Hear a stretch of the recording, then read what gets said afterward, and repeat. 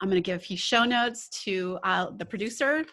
Hi, Lissa. This is Jana, and I'm here with Melissa Ross. She's one of my clients, and I love her so much, so I'm really excited to get her on the podcast.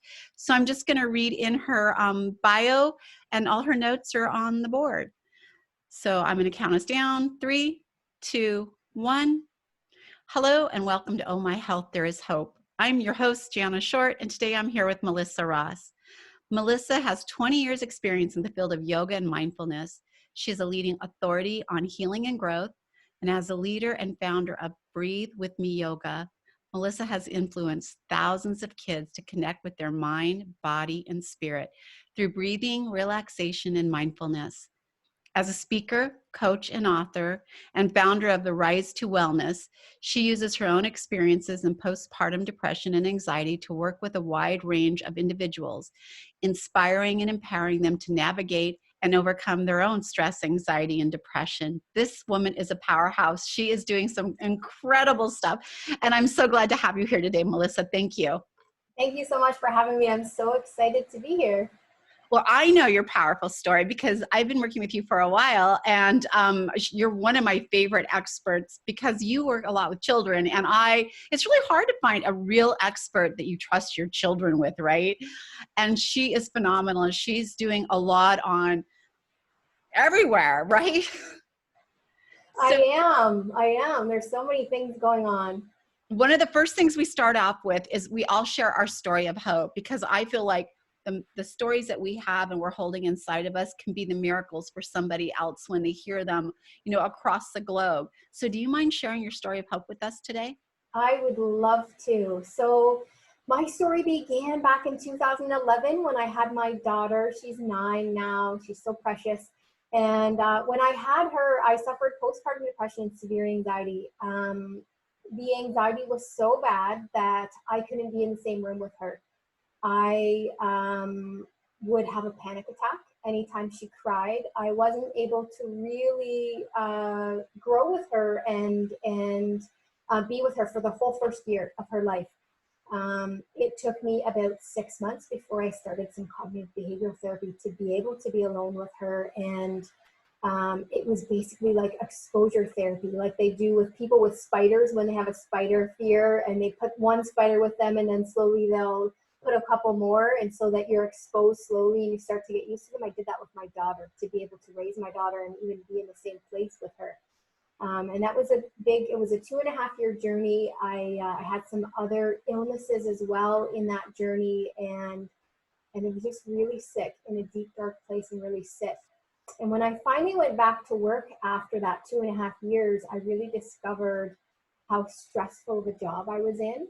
And I had been really loving volunteering at my son's school and being with all of the kids. And I had such a long history with yoga that I decided to certify as a children's yoga instructor. And that's when I founded Breathe With Me Yoga. And really, when I got into classes with all of the kids, and when I started to hear about the anxiety and the depression and 8-year-old kids coming in and telling me that they were stressed out at school, it was just absolutely breaking my heart. So that's when and my own son began to have anxiety as well, and I was helping him through that. So that's when I certified as a life coach, and I founded Rise to Wellness. And that's when really I started to bring all of that together and started helping families navigate anxiety and depression and bullying and positivity at school, and helping women find clarity in their lives. I love that you're doing that. And I think it's amazing that kids don't know how to deal with that anxiety. They're not sure what to do with it. But I want to touch on I want to get to the children, but I want to touch on your experience as a mom with postpartum depression, because I have so many moms come to me and they compare themselves to a sister or a friend or someone else they knew that was pregnant. And you are creating life in your body. It went on this incredible, beautiful journey, and your hormones are a mess, and we are all unique and we don't respond the same. But they were coming to me with shame about being a bad mom, not being there for their infant, not being present in those moments, and even having horrible thoughts about their children. And it's completely normal. Some people go through that. There's no shame. You do what you just did and reach out as soon as you can to get help. And we do, by the way, I never had postpartum depression, like big postpartum depression, but I did have an adjustment period. We all do. And some of us, that adjustment period for our bodies and our minds and our hormones to all go back to normal is harder than others. Mine happened to be pretty simple. So when someone tells me they're depressed, they're sad, they're tired, that they don't want to be in the same room with their child, sometimes it's hard for me to understand. So I love that you're here and you can talk about that. There's no shame in that game. It is not your fault. And just reach out and get some help, because there is help out there. And the aversion therapy that you went through seemed like it was pretty successful.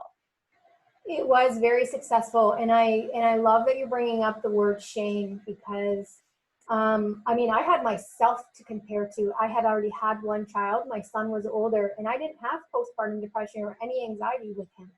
That never happened the first time around. So I was comparing pregnancy to pregnancy and feeling that shame and feeling all of that. And I tell everybody all the time, I wish that someone was there to tell me not to feel that shame, because even when I was going through all of that exposure therapy, I had shame in not doing what I was supposed to do. It was my homework, quote unquote. And I tell this story all the time. I remember going to, it was level 2. I had already done my first little set of exposures with her. And she was 6 months old, and she was starting swim lessons at the pool. And it was like a mommy and me thing. And I was to go in the pool with her, and it was a half an hour class. All I needed to do was go in and play. Her dad was right there watching, her brother was in another swim lesson. Lots of people were there. And I was having all these other gastrointestinal issues and other health problems at the same time. And I was having a particularly rough time with that day. And I was so worried that I was going to have an accident that way in the pool that I didn't go in that day. I asked her father to go in, and he seemed kind of not happy about going in. But of course, in my head, I felt shame about it, right?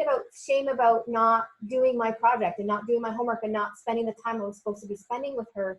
So I really took that on and really took that to heart. And I really felt like he was so angry and resentful at me. And I'm sure that wasn't really the case. But that was one of my first bouts of feeling that kind of shame. Like I didn't follow through with my homework. And what I didn't realize until years later is that I was there. I made it there every single day, every single swim lesson, whether I made it in the pool or not. I was still doing my homework. I was still bringing her there. I was still taking her and making it there and supporting her. And I didn't have to be all the way in the pool to have it be successful. So, really some amazing lessons when you look back. And I wish someone was there to really point that out to me at the time.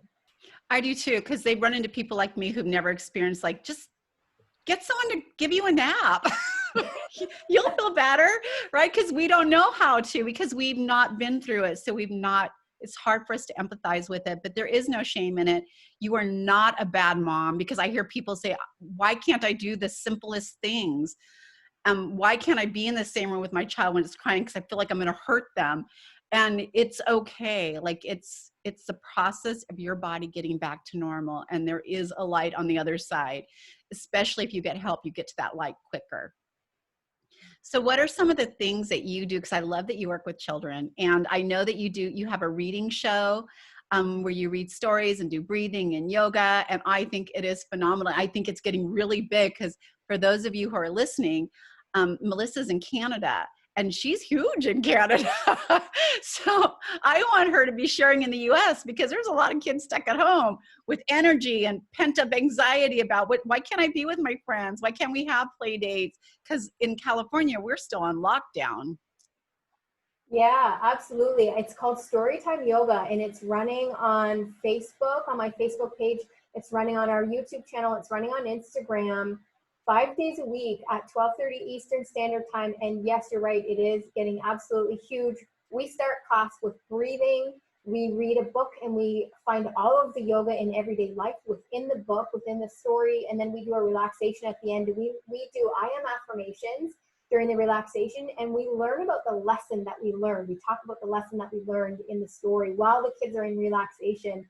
It's about a half an hour long, and I'm just so excited to be running that program for everyone. And I'm so glad that you pointed out to me that there are still kids that aren't all the way back in school that are watching, because where some of our kids are headed back to school this week, and we were having those discussions about, where our time slots would be. But I'm so proud of that, because it is getting big. It's a full author program. We are bringing authors in and showcasing authors' books and their stories and the lessons that they're telling. We're actually, we've just opened up to children as well. If children have written their own little story and have illustrated it, we're accepting children's stories as well, and we're showcasing those on Storytime Yoga. And we've brought on some incredible sponsorships and partnerships. We've just sponsored with a naturopathic doctor in Georgia who saw us and found us and loved us. And we're sponsored by Zaya Activewear, and my good friend Lindsay Costello, who has sponsored us, is out of the States. She's in the United States. So, it's Storytime Yoga is getting big, and I'm really proud of it and excited. I'm wondering how amazing this is going to be for kids to learn how to deal with their anxieties, because right now they're very anxious, to learn how to just be still in their bodies and let their brains absorb. But I love that you're doing this beautiful story in between. And 30 minutes is a beautiful amount of time for them. It's not too long, right, for them to start getting antsy and are falling asleep, which I think would be great. They're in a great relaxed state if they start to doze off. What age groups is this for? This is for age 4 to 9 years old, but I tell lots of families, if you're home with younger ones, we actually start our classes with 2-year-olds. And so if you're home with 2 to 4-year-olds, by all means, parents can do this together with their kids. They will be able to have that attention span and listen to the story if parents help them along. But 4 to 9 years old can do this on their own. The stories would be a bit childish for older kids. They're on a lower level than older kids, but older kids could by all means be a part of the class and do the poses. They would be able to participate in the poses and the relaxation and get the benefits of the relaxation. So really the story is geared to 4 to 9-year-olds, but that class is amazing for children of all ages and adults alike. And I have adults that come in and listen to Storytime Yoga and tell me my back feels better because I've been doing the poses. So it's been wonderful with the reach that we've been getting. I love it. Yeah, if you want to sit with your kids, I think that would be awesome, because who doesn't need as an adult to deal with some anxiety, have some quiet time in our bodies and our minds, and get some good breathing in. I think that it's pretty amazing. What other incredible stuff? You have so much going on right now. What other incredible stuff are you doing? Yeah, I have amazing things going on. So right now, I just actually launched about a month ago. I launched my Clarity Coaching for Women, the special program that I have that I initially launched just for moms when COVID came out. With all of the strategies that I had a lot that I was juggling at home for the first 2 or 3 months. And I thought, wow, if I'm feeling the stress of this, what's happening with other mothers that don't have these strategies in place? So it's really about helping moms and women alike with strategies and helping them let go of perfectionism and really find their purpose and step into, what they were meant to be doing and what really fills them, what really fills their hearts, because that's what I'm doing now. And I'm just so grateful to be doing that. And I've also just partnered with this naturopathic doctor. Her name is Dr. Rachel Smart. She's in Georgia. And we'll be offering the Healthy Starts for Families program. And that program brings free raw whole foods to families, to children for free for 4 years. It's a 4-year scholarship for children. My children are receiving it for free now. I'm really, really excited about that program. So my launch is this week. We're just rolling that out this week, and it's a brand new partnership. What does it bring them for free? It brings them raw whole foods in the form of a capsule or a gummy. Yeah. And it's for free for children within sponsoring adult for 4 years. Yeah. Oh my gosh, how important is that? Seriously, Yeah. because even if they're eating, and we know they're not eating really, really well, the food that we're eating today isn't the food our grandparents were eating. And it's definitely not the food our parents were eating, but it's just changed so much. So I love that they can still be feeding their body whole natural foods in an easy manner. Yeah, absolutely. Absolutely. I love that you're doing that. Melissa, this is her first time being on our show, but her 2 children were on the show. And let me tell you, it shows what kind of a parent she is. They were so fun. And they talked about it was at the New Year, and they talked about what like what they ate, what they thought nutrition was. They're pretty smart, by the way. And they were so cute. It was one of my favorite shows, but it was also the listeners' favorite show. Like, it was huge in ratings because people love hearing what kids' idea of what nutrition is. We asked them what it meant to go into the new year and make a resolution, and they made resolution. They were so cute. So if you guys haven't listened to the Christmas or the New Year's episode, I totally would, because there's a bunch of kids on there and they're all adorable. And both of Melissa's children were on it. Yeah, it was absolutely adorable. And, I love it when my kids say, and I, eat carrots and I drink Ripple or whatever it is. And someone goes, really, what's that? I love that my 9-year-old and 11-year-old are teaching people about, healthy eating and new foods and new products that they can test out. I just think it's incredible. I didn't know what one of the things were they were talking about. And so I thought they said it wrong and I didn't correct them. And then your son said the same thing. I'm like, wait a minute, what is that? What is that? Yeah, they were talking about Ripple, yeah. What is Ripple? It's a pea protein beverage. That's right. We're dairy free here. Yeah, it's a pea protein beverage, and they absolutely love it. And I love the resolutions that they came with it too. I can't remember what Aiden's was, but Avery's was about eating healthier and getting more vegetables in. It was absolutely adorable. And I didn't pump her up with that. That really came out of her. I know, and that's how I wanted it. I wouldn't give them any information about what I was going to ask them, because I wanted them to be not prepared and just let it be natural and come as it did. And it was an amazing show. I want to do it again. I just think it was so great. Yeah, and when you watch Storytime Yoga, you'll see my daughter Avery, and she participates in the entire show with me. And she lays down and does the relaxation. And I think it's so important for all of our viewers to see her do the relaxation as well, and to see how I help her do the relaxation, because parents can do that at home, and to see that sometimes, she yawns in relaxation. And I'll say to all of our friends at home, if you're yawning and you feel like you might like to take a nap, this would be a good time. And we talk about, if she's restless, I'll talk about what it means to be restless. And if she does something, I'll say to our friends at home, and look at Avery, she's pretending to use the sofa to hold her balance or whatever. And, it's really great for other kids to be able to see that, it's okay to be restless or yawn during relaxation, or, have a lazy day today and not want to do this pose or lean up against the sofa to help you. It's okay to do those things, because we're still moving our bodies and getting that relaxation in. So they can find this on your Facebook group. And I think we have that in our show notes. I'm going to make sure. I'll make sure we have the link in the Facebook group for those of you who want to join. Is there a fee for them to join your Facebook group? There is not. It's free for everybody the class is free. And we've just aired episode 88, I believe. So there are 88 episodes there. It is free at this time for everybody to join. That may change in the future. And there is a fee for our author program, though. Authors do pay a fee to come into our program, and they're able to use that for marketing, forever, from, to be able to help visualize their books for kids. And I love it. I think it's a great way to help kids connect with their message in their books. Do the authors read their own book? No, I read it. Yeah. You do? So the authors send their book in and they pay a fee, and I read it and find all of the yoga in the books. And, I think the great thing too, when we talk about kids and we talk about how much they learn and how much they grow and how much they're like sponges and they take it all in. When I opened up the program for kids to submit their books as well, my daughter said, hey, I'm going to write a book and submit it. And so she wrote her book. She wrote it all by herself. I helped her with some spelling. And she wrote in the corner of every little page what yoga pose was going to go with each page. She actually wrote the class for me too. She wrote the whole book. She illustrated it. And then she told me which poses we were going to do as we read it. So I thought that was absolutely incredible that she could pick out those poses. And, it's incredible how other kids respond to. She's adorable.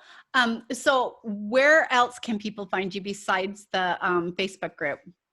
Yeah, they can find me. The best way actually to find everything I'm doing is my Linktree link. It's Linktree/Melissa Ross.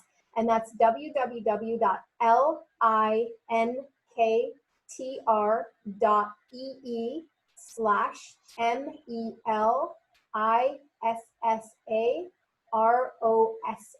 Linktree/Melissa Ross, and you will find links to absolutely everything I do there. By the way, that's what I do as well. For those of you who want a fun little tip, instead of every time someone asks you for your social media links, get Linktree. It's free. You can pay $6 a month to upgrade it and make it pretty, but it's free, and you give out one link and they can connect with you everywhere. They can get your free offer, your books, it's just amazing. So I do that too. So that, I think that's a phenomenal way to get a hold of you. I don't have that in your show notes, so I'm going to make sure it's in there. But I want to talk a few minutes before I let you go on your free gift, because I think it's so phenomenal. I want you to tell the listeners what they get with this. Do you want to share about that? Absolutely. I have a free gift for everybody who's listening. It's at www.freegiftfrommelissa.com. And when you go to that link, there are 3 free wellness videos for you. And so the videos, one of them talks about having a gratitude and a positive mindset and how you start with that. And the other video the second video talks about depression and what the signs of depression are, what that looks like, and kind of the difference between anxiety and depression. And the third video talks about anxiety in children and how do you notice what anxiety is? Is it anxiety, or is it just behavioral attitudes and behaviors happening? Are they just having a moment, or are they actually experiencing anxiety? So those 3 videos are kind of an introduction to everything that I teach and everything I coach around. And those are free for everyone who goes to freegiftfrommelissa.com. I love that. I want to talk about that last video though, that you were talking about before I let you go, because I think this is so important. So as a mom, I was a mom many years ago. My youngest is in his 30s. And I know that we didn't recognize anxiety in our kids. They were tantrums, or they were hard to control, or misbehaving when they were freaking out over something. And I wish that I knew what I know now. But knowing what I know now, I look at my grandchildren and they all present anxiety in different ways. And there's 7 of them. They all deal with it differently. Some of them, you don't notice anything, but you can tell something's not right. Some of them act out. Some of them, it's just so weird how they come in so many different forms. So if you have more than one child at home and you think you got it down because they have to act out to be anxious, no, sometimes they draw in when there's anxiety because they're not as verbal. They don't know how to communicate what's going on. And so they start pulling in. So I'm glad that you have that video that tells you what to look for and maybe how you deal with that. Yeah, absolutely. And I made that video because the same thing happened with me. My son had full-on anxiety. He had all of the physical symptoms, and I knew it immediately when I looked at him. His first panic attack, I looked at him, I knew immediately what it was, and we were able to deal with it. My daughter wasn't diagnosed with anxiety until, years later, 4 or 5 years later. And she was acting out emotionally. It was an emotional response. And at first I thought it was behaviors and it was anger and it was hitting and it was crying. And I had no idea that that's what it was. With all of the years of experience that I have, it was never diagnosed that way. And I wasn't treating it that way until, we really got to the bottom of it and we had discussions with her. But yeah, it really talks about how to have those discussions with your kids, how to be involved, and how to really find out whether that's a behavioral issue or whether it's some kind of anxiety that they're having. And they all act differently and they all respond differently. So do we as adults. We do too. We do. Exactly. And how we deal with it as a child, honestly, is how we deal with it as an adult. So yes, to learn those skills young is really going to be a blessing for them later, because I know the people that I know who growing up with, the ones who acted out, behaved badly, said inappropriate things, or out of fear or anxiety, they do the same thing now. If they're anxious at work, if they're anxious in a relationship or with their kids, they act the same way because they never got the skills or never even understood what it was that was bringing that out in them. Absolutely. I actually have a client now that that we're working to find some strategies for her. And the first step in that is to figure out how it's manifesting in you. Where is it manifesting in your body? How's it manifesting before we can figure out what strategies might work for you to even try anything, because we all act differently and react differently. And so strategies that work for me might not work for my son, might not work for you, might not work for someone else. One of the ways because I would tell you I've never had anxiety, except for, because I don't feel like I do, except for I am a perfectionist. And if I had a party, I was that crazy person before the party. Never enjoyed the moment of the party because I'm running around making sure everything's perfect, right? That perfectionist. Here's the thing. Recently, somebody said to me in the last year, why do you keep trying to be so perfect? You know you're never going to be perfect because there's no such thing as perfection. So no matter how hard you try to get there, it's never going to get you there. So why don't you just show up doing your best and be happy with that? And it occurred to me like, there is no such thing as perfection. They're just, that place is like wellness. There's no wellness place, right? It's a journey. It's an everyday journey. You might be well in this moment, and 5 minutes later, you're not so well, right? You have a heart attack. So it's a journey. The minute I understood that, literally it was like a door opened and everything went out. And it has not been an anxious moment for me about being perfect. So yeah, there is no perfection. There is no wellness. Be grateful you're on the journey and just show up every day doing the best that you can. Absolutely, and that's something that I talk to women about in my clarity coaching program, because gosh, when I was a kid, I was that kid who, like, every stuffed animal was perfect in its place. And my sisters would come into my room and they'd move a stuffed animal and they'd wait to see how long it took me to realize it was out of place and put it back to where it belonged, right? So I was kind of like that OCD perfectionist like that, right, growing up, but it was never diagnosed as anxiety. And then I was that same mom, just like you. I was, before a party, I was cleaning and everything had to be perfect, and the food and the cake and, you know, every last perfect little detail, every decoration. That's the mom I was. But then I had the postpartum depression and severe anxiety. And I had to relearn how to be with my daughter, and I had to really step back. And, you know, I remember, I think my daughter was about 7 years old, and her hair was just, she had such curly hair. It was like huge, like wound curly when she was little, especially when she was like 1, 2 years old. And her hair was just a mess. She was about 7 years old. It was knotted. And I whipped it up in a ponytail because I didn't know what else to do with it. I couldn't brush it. She was crying, and my mom looked at me, and my daughter was just disheveled. She loved to dress herself, so she put everything on, nothing matched, right? Everything was on, you know, like socks were on her head. It was the craziest thing. And my mom looked at me and she was like, "You're okay with this?" And I looked at her and I said, "What am I going to do?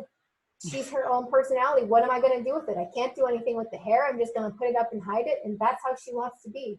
What am I going to do?" And my mom looked at me and she was like, "Wow, never in a million years, after seeing you as a child and seeing you grow up like that, did I ever think that you would be in this place." And it was because I dealt with the anxiety and I found the strategies and I relaxed and I got rid of the perfectionism, that I was finally in that place. And it blew my mother away.